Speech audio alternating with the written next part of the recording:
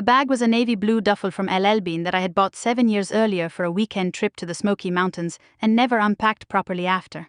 It lived on the top shelf of the closet in what we called the guest room, which was really just the room where things went when we did not know where else to put them. When I reached for it on that Tuesday morning in February, I had to move a cardboard box of old tax returns and a set of curtain rods we had purchased and never hung to get to it. I set it on the guest bed and I opened it and I looked at the inside of it for a moment. Then I started packing. I had been planning what went into that bag for 14 months. Not dramatically, not with hostility, not in the way that a person plans something they want to find out, in the way that a person plans something they hope will never be necessary but have decided to be ready for regardless. A contingency. The kind of thinking you do quietly at the kitchen table after everyone is asleep, with a yellow legal pad and a pen and the particular calm of someone who has stopped pretending the situation might resolve itself on its own.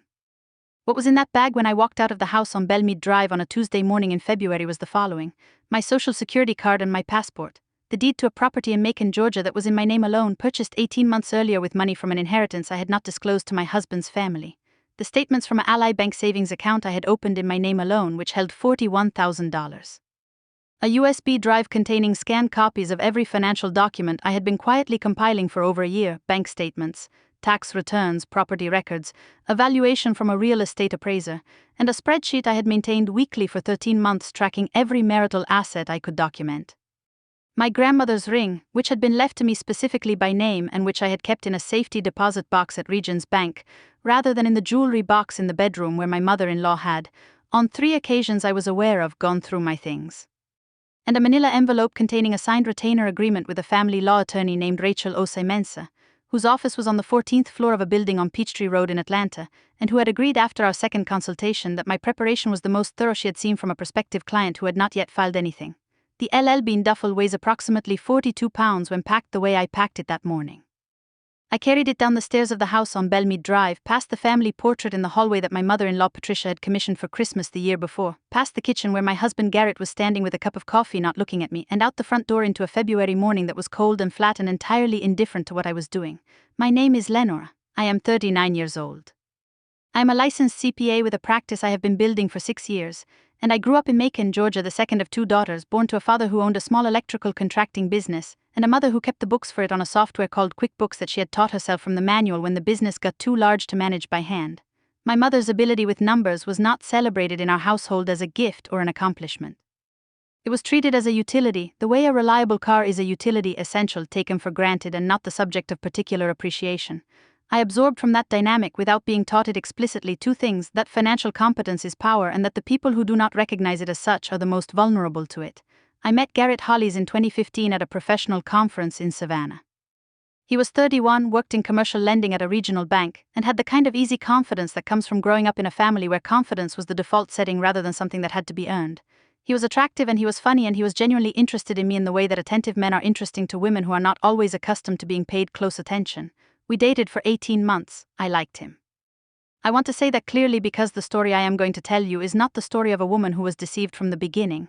It is the story of a woman who married a man she liked and then encountered, gradually and unmistakably, a family structure that had been designed around a set of power arrangements she had not fully understood until she was inside them.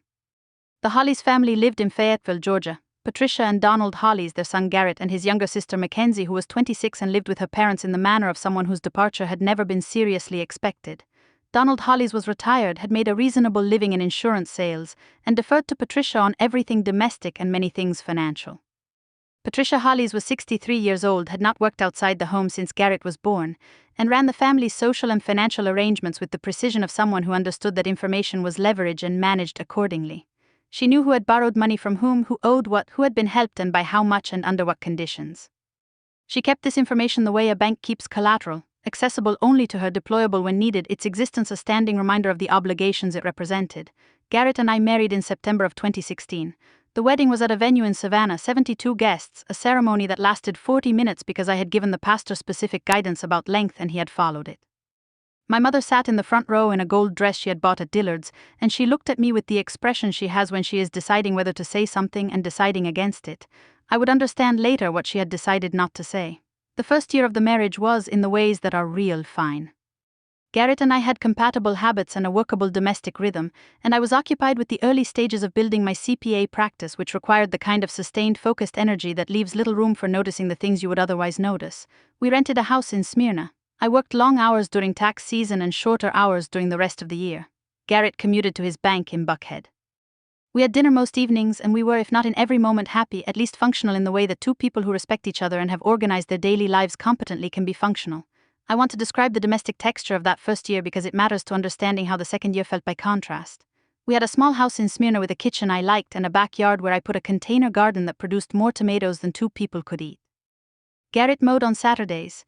I grocery shopped on Sunday mornings at the Publix on Atlanta Road and came home to make enough food for the week, which was a habit I had from living alone for 6 years and which Garrett found both admirable and slightly incomprehensible, having grown up in a household where dinner appeared on the table and its production was invisible. I ran my CPA practice from an office in Marietta those first 2 years, 3 days a week in person and 2 from the home office I had set up in the spare bedroom, with a door that closed and a QuickBooks account that was entirely my own and entirely separate from anything we shared. Garrett never asked about the practice's finances in those early months, not from disinterest, I think, but because the question had not yet been framed for him as something worth asking. The Sunday dinners at the Hollies' house in Fayetteville started in the second month of the marriage. Patricia established them the way she established most things, as a natural expectation, presented as generous hospitality, carrying the implicit weight of an obligation. I attended them without complaint for the first year because they were genuinely fine most of the time, because Donald Hollies was a quiet and decent man who asked about my work with real interest, and because I was in that first year still extending the good faith that new marriages deserve. Patricia cooked well. The house was warm. Mackenzie talked too much about things that did not matter, which is a quality I find easier to tolerate than most. What I was watching underneath all of it was the information architecture, who knew what, who was told what Patricia asked and what she was told and how she used what she was told. By month 8 I had a reasonably accurate map of it. By month 12 I had confirmed it. The dynamic with Patricia began to clarify in the second year. It did not arrive as a single event. It arrived the way most significant things arrive in marriages, incrementally, as a series of individually explicable moments that only produce a pattern when you step back far enough to see them together. There was the Thanksgiving where Patricia offered opinions about our household finances in the specific way she offered opinions about everything, as questions that contained their own answers. She asked whether we had considered buying rather than renting, and then before I could answer explained the advantages of building equity in terms I was more familiar with than she was, as I hold a CPA license and she does not. There was the Christmas where she gave Garrett a cashier's check for $5,000 as a personal gift, not a household gift, not a joint gift, a personal gift made out to Garrett alone, and then mentioned it in front of both of us as though the distinction were self-evident and unremarkable. There was the conversation in March of the second year when Patricia told me, with the warmth she brought to everything that contained a verdict, that she felt I was letting my career take too much of my focus and that Garrett had mentioned he felt it too, which may or may not have been true and which she had deployed in the conversation as fact regardless of its truth value. I noted each of these. I did not react to them visibly. I went home from those dinners and I sat at the kitchen table after Garrett was asleep, and I wrote in the yellow legal pad with the precise unemotional handwriting of a person who keeps records professionally and understands what they are for. By the end of the second year I had a clear picture of the structure I was living inside. Patricia Hollies had been the financial and emotional manager of that family for 30 years. Her management style depended on asymmetric information. She knew more than anyone else about the family's financial arrangements. She kept that information selectively accessible, and she used the resulting dependency and indebtedness as the primary mechanism of control. Garrett was not a villain in this dynamic, he was its product. He had grown up in a household where his mother's view of a situation was authoritative, and where independence from her assessment was neither modeled nor encouraged, and he had carried that formation into adulthood and into our marriage without fully understanding what he had carried or what it would cost me. I want to be precise about what I mean when I say Patricia ran the family through asymmetric information, because it is the kind of thing that is easy to describe loosely and important to describe accurately. It was not that she lied about things exactly. It was that she arranged situations so that she knew more than anyone else knew, and then used that differential as the basis for her authority. If Garrett mentioned that we were considering a large purchase, Patricia would have researched the market rate and the financing options before the next Sunday dinner so that she could offer guidance that appeared to be helpfulness, but was functionally a claim on the decision. If Mackenzie had a problem, Patricia managed the information about the problem in a way that kept Mackenzie dependent on her for its resolution rather than capable of resolving it independently. Donald had been living inside this structure for 30 years and had adapted to it completely, the way you adapt to a climate you have stopped noticing. He was not unhappy, he was simply organized around her the way furniture is organized around a room's main feature. What I understood by the end of the second year was that my entry into this family had introduced an element Patricia could not fully manage, a woman who kept her own books. She could ask questions about my finances and she could deploy what I told her strategically, but she could not get inside the practice's accounting, she could not see the region's safety deposit box, and she could not influence the separate account structure I had maintained since before the marriage. That inability was, I believe, what drove the escalation of the third and fourth years. The questions got more specific. The suggestions about account consolidation got more persistent. The appeals through Garrett got more direct. She was working toward a position of complete information, and I was the part of the picture she could not yet see clearly, and that gap in her visibility was, for a woman who managed through information, intolerable. There were 3 events in the third and fourth years of the marriage that moved me from noting the pattern to preparing for it. The first was a conversation I had with my mother-in-law in October of the third year, when Garrett and I were considering making an offer on a house in Peachtree City. I had identified the property, done the financial analysis, confirmed we could qualify for the mortgage, and discussed it with our lender. Patricia was informed of the plan at a Sunday dinner, which was the context in which major family decisions were routinely announced and routinely assessed by her. She asked several questions whose apparent purpose was clarification and whose actual purpose was the extraction of information: what we were paying, what the down payment was, what the financing terms were, whether Garrett had consulted with his cousin who worked in real estate, which he had not and which she made clear was an oversight. I answered the financial questions directly because they were accurate, and I have no habit of concealing accurate information. I regretted the directness afterward. Not because the information was used against me immediately, because I could see that it had been filed. The second event was discovering in the summer of the fourth year that Patricia had been calling Garrett's bank, a different branch of the same institution where he worked, and asking questions about our joint accounts. I learned this not from Garrett, who did not tell me, but from a college friend of mine named Susan who worked in that bank's loan department, and who called me one afternoon to mention carefully that she had taken a call that seemed to be about accounts I might be connected to, and that she wanted me to be aware of it without going into specifics. I thanked Susan. I called my own attorney that evening for the first time. Not Rachel yet, a general practice attorney I knew professionally, who told me to document what I knew and to speak to a family law specialist if the situation continued to develop. The third event was the conversation with Garrett in January of the fifth year, where he told me quietly and without particular emotion that his mother had suggested, and that he agreed that my CPA practice should be incorporated into our household finances more formally, that the business income should flow through our joint account rather than through my business account separately, and that Patricia had offered to help us set up a family budget that would accommodate both income streams. I sat with that for a long time before I said anything. Then I said, Garrett, my business is a separate legal entity. It has its own tax structure, its own liability protections, and its own accounts, and it needs to remain that way for those protections to function. He said his mother had checked and thought it would be fine. I said, your mother does not hold a CPA license. He said, she's trying to help. I said, I know, I will think about it. I did not think about it. I called Rachel Osei Mensah the following week. Rachel's office was on the 14th floor on Peachtree Road, and our first meeting lasted 2 hours and covered the financial architecture of a marriage in terms that I found clarifying and that I wish I had sought 18 months earlier. She asked me about assets, about documentation, about the business structure and what it contained, and what I had kept in my own name versus jointly. I had kept more than she expected. Not because I had been planning a divorce when I kept it, because I am a CPA, and CPAs organize financial instruments in their proper categories, and the proper category for my professional practice and the income it generated was separate from the marital estate. Rachel said, how long has the business been incorporated separately? I said 6 years since before the marriage. She said, and the income flows through the business account. I said, it always has. She looked at me for a moment. Then she said, Lenora, you have done the work without knowing you were doing the work. Let's make sure you are prepared for whatever comes next. What came next arrived 14 months later on a Tuesday in February. I want to tell you about those 14 months because they were not passive months and they were not resigned ones. They were the most disciplined 14 months of my professional life applied to my personal circumstances, and every week of them I learned something about what it means to know the full scope of your own situation. Rachel and I met every 6 weeks. She guided me through what to document, what to preserve, what to establish in my own name that was not yet in my name, and what the legal landscape of a Georgia divorce looked like for someone in my financial situation. I want to tell you what those 6-week meetings with Rachel were actually like, because the gap between how preparation sounds in the abstract and what it looks like in practice is significant and worth closing. Rachel had a conference room on the 14th floor with a window that faced west, and we always sat at the same end of the table, with my folder of documentation on the table between us and a legal pad she used to track what had been addressed and what remained. She did not make the meetings feel adversarial or frightening. She made them feel like the financial planning sessions I conducted with my own clients, structured, forward-looking, organized around what needed to happen and in what order. We worked through the asset inventory systematically, what existed, what was separate, what was joint, what was ambiguous, and how to reduce the ambiguity. She asked questions and I answered them, and when I did not know an answer I found it before the next meeting. I brought documents to every session: bank statements, the practice's tax filings, the region's account register, the valuation report as it progressed through its stages. I kept a folder at the office labeled with a project code that only I understood, and I reviewed it every Friday evening before I locked up for the weekend. What surprised me about those meetings in retrospect is how clarifying they were, quite apart from their legal function. Sitting with a professional who asked precise questions about my financial situation and expected precise answers forced me to know my own situation with an accuracy I had been approaching but not fully achieving. I knew the practice's numbers well because they were my professional responsibility. I knew the Ally account and the Macon property because I had built them with intent.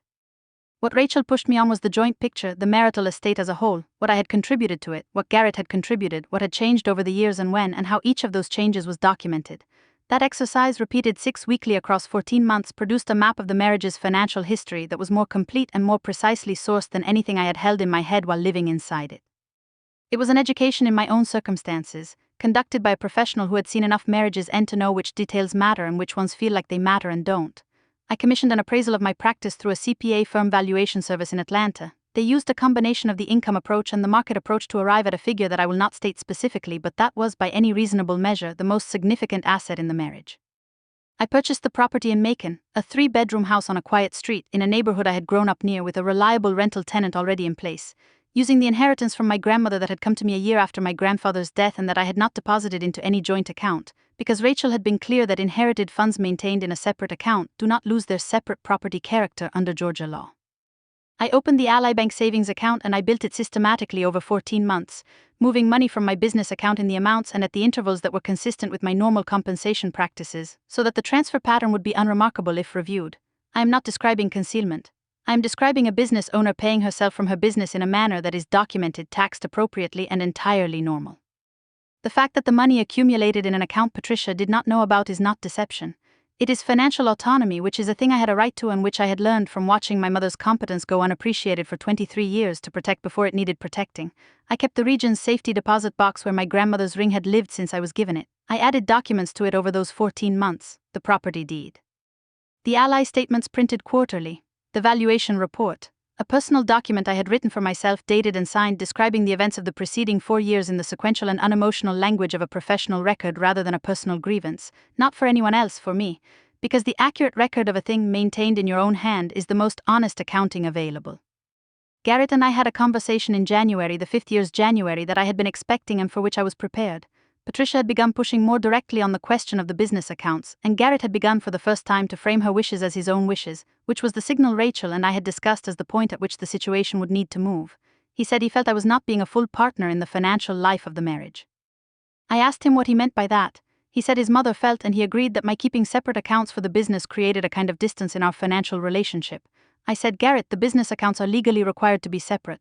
The commingling of personal and business funds is a tax and liability issue, not a relationship preference. He said, Mom has a friend whose husband is a CPA and he says it doesn't have to be that way. I said I would be happy to speak with your mother's friend. I wrote down the name he gave me and I called Rachel that evening and told her we were approaching the timeline we had discussed. The last Sunday dinner was 2 weeks later. Patricia had made a pot roast. Donald ate quietly. Mackenzie was on her phone for most of the meal. Patricia asked 3 times across the dinner questions about my business that were framed as conversational interest, and that I recognized as the continuation of a project she had been pursuing for years, to understand what I had so that she could assess what the family had so that she could manage accordingly. I answered directly and accurately and without the context that would have made the answers fully useful to her, which is a skill that takes practice but that CPAs develop naturally from the experience of answering clients' questions without volunteering information they have not asked for. I drove home that evening and I stood in the kitchen for a long time after Garrett went to bed. I had made my decision before that dinner. I had made it in Rachel's office 2 weeks earlier after the conversation with Garrett about the accounts. But standing in the kitchen of that house on Belmead Drive on a Sunday night, with the pot roast smell still in the air and the family portrait in the hallway and the understanding that the situation had reached the point Rachel and I had anticipated, I felt the full weight of what I was going to do in a way that I had managed across those 14 months to hold at a productive distance. I was not sad about losing Garrett. That is not a kind thing to say, but it is an accurate one. What had been real in our marriage had eroded slowly enough that I had grieved it incrementally, in those late-night kitchen table sessions with the yellow legal pad rather than in one large piece. What I was feeling in that kitchen was not grief.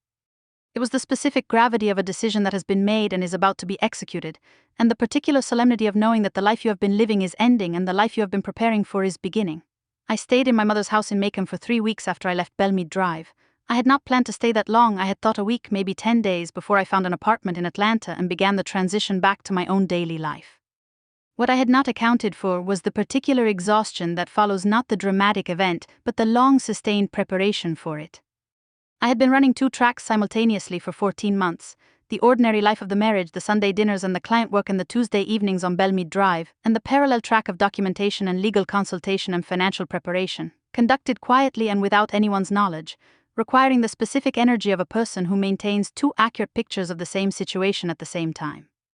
When the second track became the only track, I discovered that I was tired in a way that a week's sleep was not going to address. My mother did not ask many questions. That is one of the things I love most about her. She made meals and she let me be quiet when I needed to be quiet, and she told me once in the kitchen on the second morning that she had watched me from the beginning of that marriage, knowing I would be all right and not knowing how long it would take. I said, "How did you know?" She said, "Because you keep the books." I understood what she meant. She meant the literal books, the Ally account, the Macon property, the practice records, all of it. But she also meant the other books, the ones she had kept for 23 years at my father's contracting business, the ones that gave her the knowledge of what was real when everything else was uncertain. She had kept those books and been given no credit for them, and had understood clearly, in the way people who are given no credit understand things, that the books were the foundation that everything else stood on. She had watched me learn that from her, and she had not said anything about it directly in 39 years because she did not need to. I had been watching. I went upstairs. I did not sleep particularly well. I got up at 5:30 on Tuesday morning, made coffee, and stood at the kitchen window for a few minutes watching the February light come up over the neighbor's roof. Then I went to the guest room and I took the LL Bean duffel from the top shelf of the closet and I packed it. I called Rachel from the car. She said, "Are you clear?" I said, "Yes." She said, "I'll file today." I said, "Thank you." Then I called my mother in Macon and I told her I was coming. She was quiet for a moment. My mother does not waste words on what she already understands. And then she said, "I'll make up the room." I said, "I'll be there by noon." I want to tell you what happened in the weeks and months that followed, because the bag and its contents were the beginning and not the end, and the end is what the whole story has been building toward. Rachel filed the divorce petition on the Tuesday I left. Because I had maintained my CPA practice as a separate legal entity for 6 years, with its own tax filings, its own accounts, its own established operational history predating the marriage, the practice was characterized under Georgia law as my separate property. The court's review of the business's financial records showed a clean, unambiguous separation from marital finances for the entire duration of the marriage. No joint funds deposited, no marital expenses paid from business accounts, no intermingling that would have given Garrett or his attorney a credible argument for inclusion in the marital estate. The practice appraisal stood. It was mine. The Macon property had been purchased with inherited funds maintained in a separate account from the date of inheritance to the date of purchase, with the paper trail intact. Rachel presented the region's bank records, the inheritance transfer documentation, and the property deed. Under Georgia law, property purchased with clearly traceable separate funds retains its separate character. The Macon house was mine. The Ally Bank savings, built from business income paid to me as compensation through my practice's payroll function, was documented with 2 years of payroll records, tax documents, and transfer statements. It was mine. What remained was the marital property, the house on Belmead Drive in which we had built equity across 5 years, and the joint brokerage account at Fidelity that had been funded from Garrett's income. Both were divided equitably, which in Georgia means fairly but not necessarily equally, and Rachel's documentation of my contributions to the household expenses across the marriage, including the full mortgage payments I had made during the 2 periods when Garrett's income was reduced, ensured that the equity division reflected what had actually happened rather than a simple 50-50 split of the current value. Patricia Hollies called me 3 weeks after the filing. She called from her personal phone, not through an attorney, which told me something about how she had assessed the situation and how she had expected it to proceed. She said she thought what I was doing was unnecessary and that it was hurting Garrett. I said, "Patricia, I understand that is your view." She said she felt I had not been honest with the family about what I had. I said, "I have always been honest about what I own. There is a difference between honesty and disclosure, and I was never obligated to disclose to you the full inventory of my separate assets." She was quiet for a long moment, then she said, "You were always very careful, weren't you?" I said, "I was always very accurate." She said, "Same thing." I said, "Not quite, but thank you for calling." That was the last conversation we have had. The divorce was finalized in the fall of the same year. I was in Rachel's office when the final documents were signed. Rachel set down her pen and said, "6 years of clean accounting is the best legal preparation I have ever seen from a non-attorney client." I said, "My mother kept the books for my father's business for 23 years and never once got credit for it." Rachel said, "You got credit for it." I said, "I did." I drove from Rachel's office to my new apartment in Virginia Highland. I had been in the apartment for 4 months by then, a 2-bedroom on a quiet street near the park, with tall windows in the living room and a kitchen that was smaller than the one on Belmead Drive, and which I liked considerably more for reasons I did not immediately understand and later understood to be simply that it was mine. I had furnished it gradually over the preceding months, buying one piece at a time from a furniture consignment store on Ponce de Leon Avenue that had the kind of selection that requires patience and rewards it, which is a quality I find congenial. The couch was a dark green velvet I would not have chosen with anyone else's opinion in the room. The bookshelves were mismatched in a way that was pleasing rather than chaotic. The kitchen had an espresso machine I had bought from the first month's post-divorce revenue, and a full set of knives from Wusthof that I had wanted for 3 years and bought finally because there was no one to consult about whether it was a reasonable purchase. I sat at my kitchen table that evening with a glass of wine from a bottle I had been saving for a specific moment, without knowing what the moment would be. Outside the window, the Virginia Highland Street was doing what streets in that neighborhood do in the late afternoon: children on bikes, a neighbor walking a dog, the ordinary evidence of a neighborhood going about its unremarkable business. I had been through 14 months of preparation and a year of legal proceedings, and I was sitting in an apartment that was entirely mine, at a kitchen table that was entirely mine, with a practice that was entirely mine and growing, and the finalized divorce papers on the table in front of me, and I felt with a clarity that surprised me only because I had not expected to feel it so simply and completely exactly like myself. The Macon property is still mine. The tenant is still there, paying on time through a property management company I found through a referral from a client. The Ally account has grown. The CPA practice is in its 7th year and has 12 active business clients and 4 individual clients I have retained across the transition, and last quarter was the highest revenue quarter in its history. I have an office in a small professional building in Midtown Atlanta, with a window that faces north and an espresso machine that I bought with money from the first month's revenue after the divorce was finalized, which is a small and private acknowledgement of the fact that the revenue was mine. The LL Bean duffel is in my mother's closet in Macon. I left it there after I came back to Atlanta and found an apartment in Virginia Highland and began the quiet, unremarkable, immensely satisfying process of building a life that was entirely my own. I left it there because it is accurate.